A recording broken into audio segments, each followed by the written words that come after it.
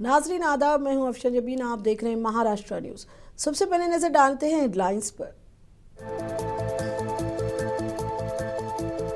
सतारा में डॉक्टर की खुदकुशी मामला। राहुल गांधी ने डॉक्टर के अहलखाना से फोन पर की बात। इंसाफ के उसूल में ताउन का दिलाया यकीन।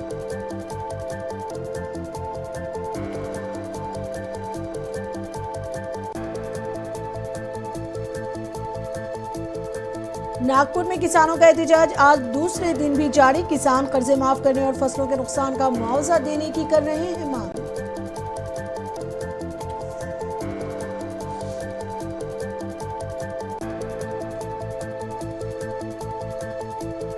महाराष्ट्र के वजीर आला देवेंद्र फडणवीस ने पुणे ग्रैंड टूर साइकिलिंग मुकाबले के लोगो और जर्सी की नकाबकुशाई अंजाम दी।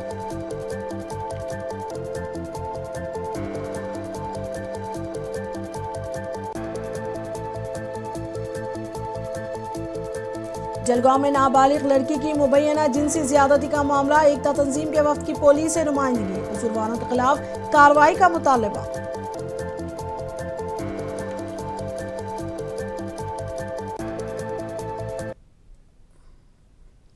अब खबरें तफसील से। लोकसभा में अपोजिशन लीडर राहुल गांधी ने महाराष्ट्र के सतारा जिले में मुबैना तौर पर खुदकुशी करने वाली खातून डॉक्टर के अहलखाना से फोन पर बात की और उन्हें इंसाफ के लिए उनकी लड़ाई में हिमायत का यकीन दिलाया। अहलखाना ने डॉक्टर की मौत की SIT जांच का मुतालबा किया है। डॉक्टर के अहलखाना ने इसके लिए इंसाफ का मुतालबा करते हुए गांधी से कहा कि वो इसकी मौत की तहकीकात के लिए एक SIT तश्कील करने के लिए हुकूमत पर दबाव डाले। उनका कहना था कि डॉक्टर की मौत को 1 हफ्ता हो गया है और खदशा है कि सबूत मिट जाएंगे। गांधी ने इस खातून के वालिदीन और बहन भाइयों से महाराष्ट्र कांग्रेस के सदर हर्षवर्धन सबगल के फोन पर बात की। कांग्रेस MP ने उन्हें यकीन दिलाया कि वो हुकूमत पर दबाव डालेंगे कि वो खातून की मौत की तहकीकात के लिए SIT तश्कील दे। कांग्रेस के सीनियर लीडर नाना पटोले ने सतारा डॉक्टर खुदकुशी मामले की CBI जांच का मुतालबा किया है। नाना पटोले ने कहा कि मुतासिरा को इंसाफ मिलना चाहिए। उन्होंने कहा कि रियासती हुकूमत से इंसाफ की उम्मीद नहीं है, इसलिए CBI जांच का मुतालबा किया जा रहा है। आपने देखा होगा कि डॉक्टर संपदा मुंडे के केस में जिस तरह से नए नए क्लियो सामने आ रहे, डॉक्टर संपदा मुंडे के परिवार ने भी वहाँ के माजी सांसद और बीजेपी के कार्यकर्ताओं के विरोध में रिपोर्ट जो दी है और ये इन्हीं की वजह से मेरे लड़की का यह हादसा हुआ है, इस तरह की बात उनके परिवार ने कही है। लेकिन राज्य के मुख्यमंत्री कहते हैं कि वो क्लीन चिट देते हैं वहाँ जाकर, और इसलिए उस परिवार को न्याय मिलना चाहिए। ये भूमिका हमारे नेता राहुल गांधी जी ने भी उनसे उस परिवार के लिए कही, उनसे बात की और ट्वीट भी उस तरह से हमारे नेता राहुल गांधी जी ने किया है। लेकिन राज्य की सरकार से अब कोई उम्मीद बची नहीं है, इसलिए हमने CBI की जांच इस केस में हो और इसलिए देश के प्रधानमंत्री और देश के गृह मंत्री को हमने खत लिखा। महाराष्ट्र में किसानों ने एक बार फिर कर्ज माफी के मुतालबे के साथ तहरीक का आगाज कर दिया है। इस सिलसिले में महाराष्ट्र के नागपुर में आज दूसरे रोज भी किसानों का एहतजाज जारी है। साबिक वजीर और प्रहार जनशक्ति पार्टी के लीडर बच्चू कडू की क़यादत में एहतजाज कर रहे किसानों ने नागपुर को हैदराबाद से जोड़ने वाली कौमी शोहरा 44 को बंद कर दिया है। किसानों का इल्जाम है कि बार बार वादों के बावजूद हुकूमत इनके कर्ज माफ नहीं कर रही है। हुकूमत ने कर्जसाली का सामना करने वाले किसानों को भी मुनासिब मदद फराहम नहीं की है। एहतजाज करने वाले किसानों ने ट्रेनों को भी रोकने की धमकी दी है। किसानों की मांग है कि उनके कर्जे माफ किए जाएं, फसल के नुकसान का मुआवजा दिया जाए और फसलों की कीमत MSP से 20% बढ़ा कर दी जाए।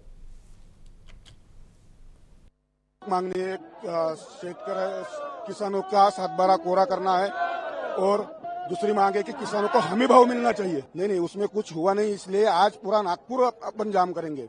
जब तक सरकार बोलेंगी नहीं कि पूरा लिख के देंगी नहीं और कुछ जिहार नहीं निकालेंगी, तब तक यहाँ से हटेंगे नहीं। हमारा यहाँ पे मरण जो भी हुआ तो भी हम यहाँ से हटेंगे नहीं। यहाँ पे यानी पूरे महाराष्ट्र से किसान आए हैं और हर जिले से 5000 तो भी आए। कारण यही है कि फडणवीस ने जो हमको जो प्रहार को जो हर बार फंसाते जा रहा है, तो अब आज हम उसको फंसाएंगे बराबर।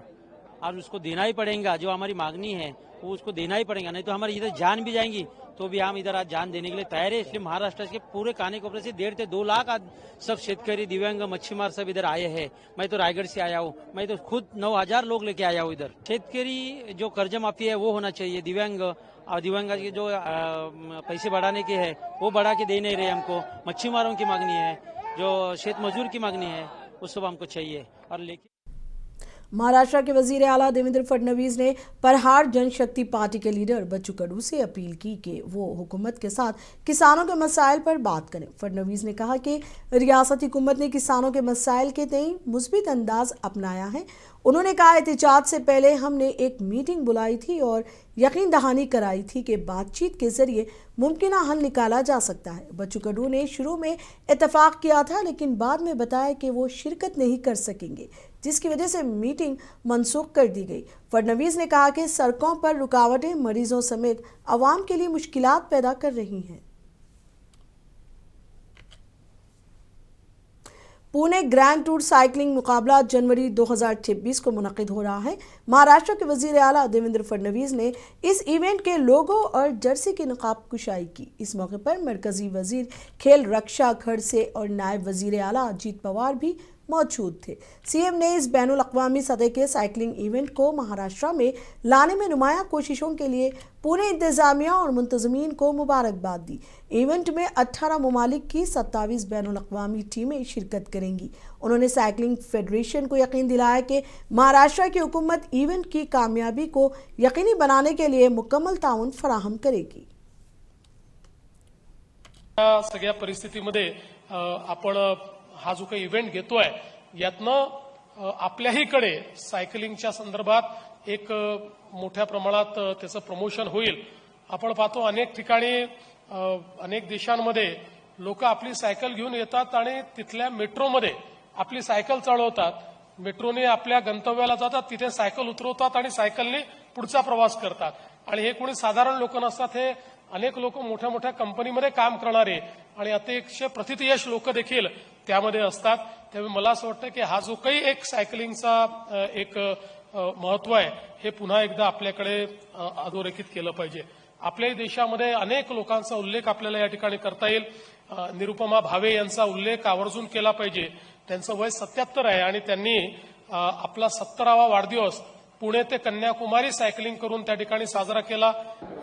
I think so this event is a very big opportunity for our country आणि खास करून महाराष्ट्रासाठी खूप मोठी opportunity आहे की जो एवढा मोठा event okay just can you take Hindi English हो sorry I think so this is a very great opportunity for our country and for our Maharashtra also, for Punekar also, because from this Shiv Sena के leader Sanjay Nirupam का कहना है कि चंद माह कबल Congress party ने voter list के बारे में गलत बयानियां फैलाया था। उन्होंने दावा किया कि वोटर लिस्ट में संगीन तजादात है और जाली वोटरों को शामिल किया गया है, लेकिन अब वही नाम निहाद जाली वोटर सामने आ रहे हैं और वाज़ेह तौर पर कह रहे हैं कि ऐसा नहीं है। उन्होंने कहा कि हकीकत यह है कि कांग्रेस अपनी शिकस्त को कबूल करने से कासिर है।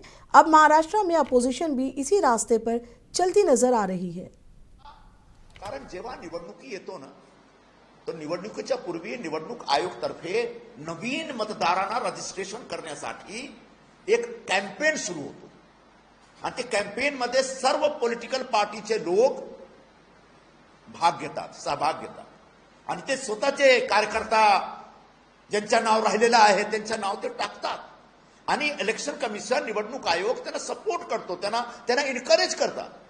हा एक आमच्या देशामध्ये लोकशाहीला सफल, कामयाब यानी यशस्वी करण्यासाठी एक अभियान आहे आणि या अभियानाला तुम्ही बदनाम करता। शिवसेना लीडर शायना इंसी ने भी वोटर लिस्ट में खामियों को उजागर करने पर आदित्य ठाकरे को तनकीद का निशाना बनाया। उन्होंने कहा कि इलेक्शन कमीशन को अपना करने दिया जाए, जो कि जमहूरियत के लिए बहुत जरूरी है। उत्तर प्रदेश, वेस्ट बंगाल सभी में ज़रूरी है, क्योंकि रिवीजन होता है तब इलेक्टोरल रोल्स अपडेटेड हैं। जो आप बार बार वोट चोरी की बात करते हैं, तो आप बताएं कि आप इलेक्शन के पहले जब SIR हो रहा है तो आप आपके टकरार और रजिस्टर कंप्लेंट्स नहीं करते हैं, सिर्फ फॉल्स नैरेटिव स्प्रेड करते हैं। तो इलेक्शन कमीशन को अपना काम करने दीजिए। जो स्पेशल इंटेंसिव रिवीजन है वो प्रजातंत्र, लोकतंत्र के लिए बहुत ही ज़रूरी है, क्योंकि जब इलेक्टोरल रोल्स अपडेटेड है तब आपको पता चलेगा कि आज आगे जाके कैसे इस प्रजातंत्र की खूबी है वोटिंग प्रोसेस। जय हिंद सैनिक संस्था आज़ाद हिंद फौज की 82वीं यौम ताज़ीज़ के मौके पर अंधेरी में एक प्रोग्राम का इनेकाद किया। प्रोग्राम का आगाज़ जय हिंद सैनिक संस्था के महाराष्ट्र रियासती नायब सदर आकाश घरत और नेताजी सुभाष चंद्र बोस के पोते चंद्र कुमार बोस के जरिए कौमी परचम लहराने से हुआ। जय हिंद सैनिक संस्था के महाराष्ट्र रियासती नायब सदर आकाश घरत और कई दूसरे लोगों को राष्ट्र भगत अवार्ड से नवाजा गया। चंद्र कुमार बोस ने कहा कि नेताजी सुभाष चंद्र बोस ने हिंदुस्तान को आज़ाद कराने के लिए आज़ाद हिंद फौज बनाई और हिंदुस्तान को अंग्रेज़ों से आज़ाद कराने में अहम किरदार अदा किया। देखिए, महाराष्ट्र से जो आवाज पूरा देश में और दिल्ली तक पहुंचा है, जय हिंद सैनिक संस्था के ये आंदोलन ही बोला जाता। ये 21 अक्टूबर जो अखंड भारत की पहला सरकार गठन हुआ था सिंगापुर में 1943 में, यही था भारत की पहला आजाद सरकार। और नेताजी सुभाष चंद्र बोस अखंड भारत की पहला प्रधानमंत्री थे। 21 अक्टूबर नहीं होने से 15 अगस्त कभी नहीं होता। तो ये बहुत जरूरी है देश के सामने 21 अक्टूबर लाल किले में तिरंगा झंडा लहराना चाहिए। भारत की राष्ट्रपति, भारत की प्रधानमंत्री, उनको जाना चाहिए लाल किले में 21 अक्टूबर तिरंगा झंडा लहराना चाहिए। कारण 21 अक्टूबर तिरंगा झंडा लाल किले में नहीं लहराने से किसी को अधिकार नहीं है 15 अगस्त लाल किले में तिरंगा झंडा लहराना। तो ये महाराष्ट्र जो छत्रपति शिवाजी का जगह है, स्थान है, जहां से जय हिंद सैनिक संस्था, उनका राष्ट्रीय अध्यक्ष पंजाब राव मुधाने जी और उनका सब साथियों ये दावा किया है केंद्रीय सरकार के पास कि लाल किले में आप 21 अक्टूबर तिरंगा झंडा लहराना एनुअल इवेंट करना है। अकोला म्यूनिसिपल कॉरपोरेशन इंतखाबात के सिलसिले में nationalist Congress party Sharad Pawar group की एक मीटिंग आज मुनक्किद हुई। इजलास में इत्तेफाक़ राय से ये तजवीज़ मंजूर की गई कि पार्टी महाविकास अखाड़ी के इत्तेहाद के साथ मिलकर इंतखाबात लड़ेगी।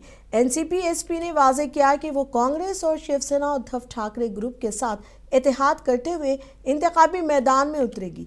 ताहम अगर किसी वजह से इत्तेहाद मुमकिन ना हुआ तो पार्टी ने फैसला किया है कि वो अकोला म्यूनिसिपल कॉरपोरेशन की तमाम 80 नशिस्तों पर अपने उम्मीदवार खड़े करेगी। इस इजलास की सदारत एनसीपी अकोला शहर के सदर रफीक सिद्दीकी ने की। आज अकोला में राष्ट्रवादी कांग्रेस पार्टी शरद पवार गठ की आने वाले महानगर पालिका चुनाव के संबंध में मीटिंग हुई और सब पदाधिकारी जो थे, बड़े बड़े पदाधिकारी जिले के, वो सब हाजिर भी थे। और हम युति चाहते हैं कांग्रेस से कि वह युति होना चाहिए। हमारे पार्टी में नाराज़गी नहीं है, क्योंकि जैसा ऊपर से जो चल रहा है वैसी युति यहाँ भी होना चाहिए, ऐसी हमारी विनंती है। और सब अगर ऐसा नहीं होता है, खुदा न खास्ता अगर नहीं होता है, तो हम अपने बल पर भी चुनाव लड़ने के लिए तैयार हैं। दिगलूर के मंधा मैदान में कांग्रेस पार्टी की जानिब से जलसा रखा गया था, जिसमें एनसीपी के चंद लीडरों और कारकुनों ने कांग्रेस में शमूलियत इख्तियार कर ली। महाराष्ट्र कांग्रेस के सदर हर्षवर्धन ने जलसे से खिताब करते हुए कहा, किसानों के कर्ज अभी तक माफ़ नहीं किए गए हैं। उन्होंने बल्दियाती इंतखाबात में पार्टी उम्मीदवारों को कामयाब बनाने की अपील की।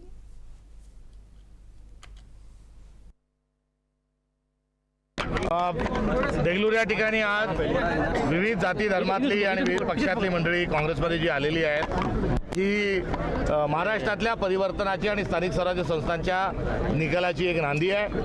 राहुल गांधींनी देशभरात जो संघर्ष पुकारला होता त्यात महाराष्ट्र काँग्रेस कमिटीच्या वतीनेही गेल्या निवडणुकीच्या पश्चात जो संघर्ष केला होता त्याचा हा परिणाम आता दिसू लागला आहे.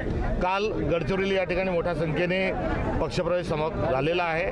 आज नांदेडला देगलूर या ठिकाणी होत आहे, उद्या जालना या ठिकाणी होत आहे. त्यामुळे रोज होणारे पक्षप्रवेश हे कुठेतरी काँग्रेस ही गतवैभव महाराष्ट्रामध्ये प्राप्त करून देईल याचं सूचक अशा स्वरूपाचे सर्व कार्यक्रम आणि समारंभ आणि प्रवेश होत आहेत. नांदेड जिल्ह्याचा विचार केला होता. अशोक चव्हाणांचा हा बालेकिल्ला होता जोपर्यंत ते काँग्रेसमध्ये होते. आता ते भाजपामध्ये गेलेले, तर काँग्रेस कशी कमबॅक करणार? नाही, हा जिल्हा काँग्रेसचाच बालेकिल्ला होता. काँग्रेसची या ठिकाणी बरेच फार मोठं योगदान, काँग्रेसला मदत आणि काँग्रेसने फार मोठं कार्य या ठिकाणी केलं. काँग्रेस हा विचारांचा आणि कार्यकर्त्यांचा पक्ष आहे, नेत्यांचा हा पक्ष नाही. आणि ती गफलत जिला जलगांव के धरंगांव में एक नाबालिग लड़की के साथ मुबैना जिनसी ज्यादती और कत्ल की कोशिश का मामला सामने आया है. धरंगांव पुलिस स्टेशन में एक मुकदमा दर्ज किया गया है.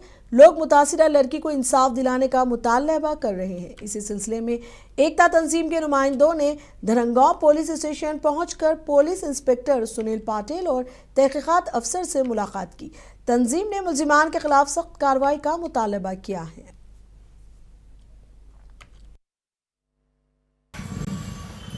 आज हम लोग धरंगांव पुलिस स्टेशन में आके यहाँ के हमारे पुलिस इंस्पेक्टर पाटिल सर से और हमारे PSI बड़गुर साहब से मिले.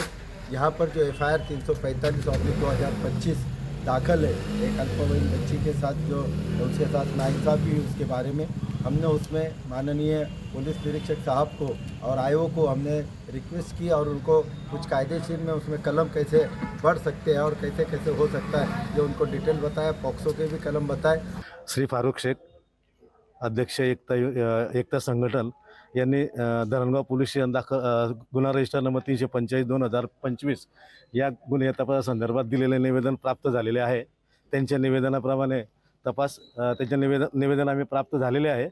आमचा सदर गुन्ह्याचा तपास आम्ही मुंबई के डोंगरी में हज़रत अब्दुल रहमान शाह बाबा रहमतुल्लाह अलैह की उर्स तकरीबात जारी हैं. तमाम बरादरियों के लोग हिंदू और मुसलमान इस उर्स में शिरकत करते हैं और नेक तमन्नाएं करते हैं. उर्स मुबारक 10 दिन तक जारी रहता है. मुंबई पुलिस ने सिक्योरिटी के वसी इंतजामात किए हैं जिनमें मर्द और ख्वातीन कांस्टेबल, PI और दीगर अफसरान शामिल हैं. निगरानी के लिए CCTV कैमरे भी इस्तेमाल किए जा रहे हैं.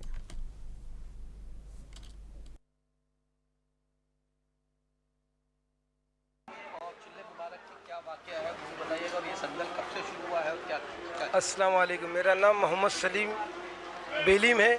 मैं यहाँ का दरबार का वाइस प्रेसिडेंट हूँ और जिस मकसद से आप आए हो सरकार हाजी अब्दुल रहमान सरकार में, तो यहाँ की परंपरा का जो मामला है कि दरबार में यहाँ पे आज सरकार का 111वां उर्स मुबारक बनाया जा रहा है.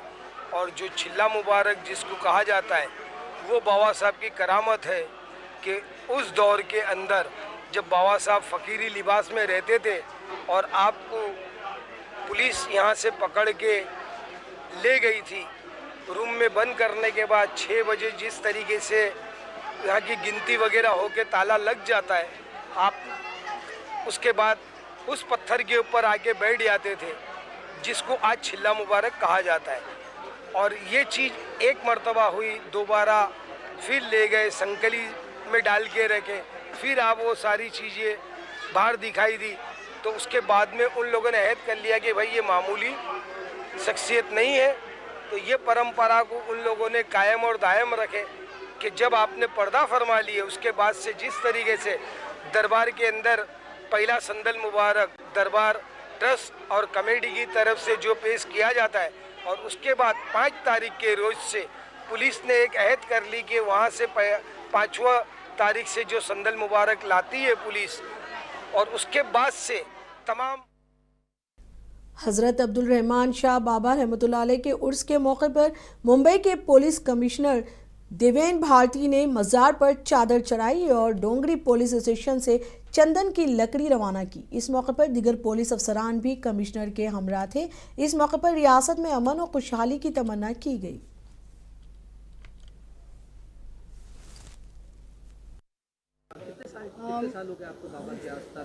मला 15 ते 20 साल झालेले आहे आणि मी लहानपणापासूनच बघत आले त्यांना, यानी बचपन से ही देख कर आए हैं बाबा का सब। मगर हम लोग उधर बदलापुर में जाते थे पहले, फिर बाद में इधर आने लगे। जो बता देंगे वो कम है, ज़्यादा नहीं, बहुत है, बहुत ज़्यादा से भी ज़्यादा है। एक बताओ जिसकी मुराद आपकी पूरी हुई। हाँ हुई।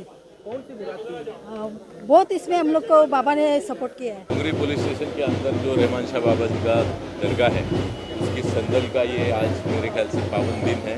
और इस मौके पर हर साल की तरह हमारे सीपी सर आदरणीय देवेन भारती सर यहाँ आए थे और इस संदल की शुरुआत जो है वो की है। ये हर साल की यहाँ की परंपरा है और हम सब ने यही कामना की है कि हमारा एरिया बम्बई शहर जो है शांति अमन शहर में बनी रहे और इस परंपरा को हमने कायम रखने की इस माध्यम से जो है वो कोशिश की है। तकरीबन 100 साल के ऊपर चालू रहता है और मुंबई पुलिस की तरफ से यहाँ पे सर्वप्रथम चादर चढ़ाई जाती है। तो हमारे पुलिस कमिश्नर आदरणीय देवेन भारती सर यहाँ पे हर साल के मुताबिक इस साल आए हैं। उन्होंने बाबा दरगाह को चादर चढ़ाया और ये चादर हम फिर रहमान शाह बाबा दरगाह में लेके पेश करते हैं संदल से। तो हमारा उद्देश्य है कि भारत में मुंबई में भाईचारा कायम रहे, शांति। पुणे में तेज रफ्तार ट्रक ने कई गाड़ियों को टक्कर मार दी। पुणे के कटराज चौक से नवाले पुल की तरफ जाने वाले एक ट्रक की टक्कर से 3 गाड़ियों को नुकसान पहुंचा और 2 ड्राइवरों को मामूली चोटें आईं। हादसे की वीडियो मंजर-ए-आम पर आ गई है। पुलिस ने ट्रक ड्राइवर तौफीक इसरार अहमद को हिरासत में ले लिया है। लोकसभा में अपोजिशन लीडर राहुल गांधी ने बिहार के दरभंगा में एक इंतखाबी रैली से खिताब किया। उन्होंने कहा कि पीएम नरेंद्र मोदी और आरएसई आइन पर हमला कर रहे हैं। जब वो वोट चोरी करते हैं वो इस पर हमला करते हैं। राहुल गांधी ने कहा कि हम आइन की हिफाजत करेंगे। संविधान है जो भी आपको मिला है आज तक, हिंदुस्तान के गरीब किसान मजदूर जो भी आपको मिला, चाहे वोट मिला, शिक्षा मिली, स्वास्थ्य मिली, वो इसके कारण मिला। और इस पर नरेंद्र मोदी आक्रमण कर रहा है, इस पर आरएसएस आक्रमण कर रही है। जब वोट चोरी करते हैं तो ये इस पर आक्रमण करते हैं, अम्बेडकर जी के संविधान पर आक्रमण करते हैं। जब ये हिंदुस्तान की किसी संस्था को खोखला करते हैं, जब ये वाइस चांसलर को आरएसएस के आदमी के हाथ में दे देते हैं, तो ये संविधान पर आक्रमण करते हैं। और मैं आपको बता रहा हूं, संविधान की हम रक्षा करेंगे और इसको कोई नहीं खत्म कर।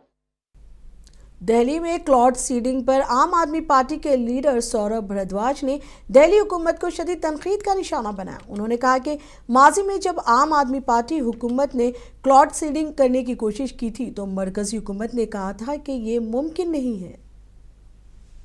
सरकार कई दिनों से एक सर्कस चला रही है, आर्टिफिशियल रेन की सर्कस। आज होगी, कल होगी, दोपहर में होगी, शाम को होगी, हुई नहीं। क्यों नहीं, उसका मैं आपको कारण बता रहा हूं।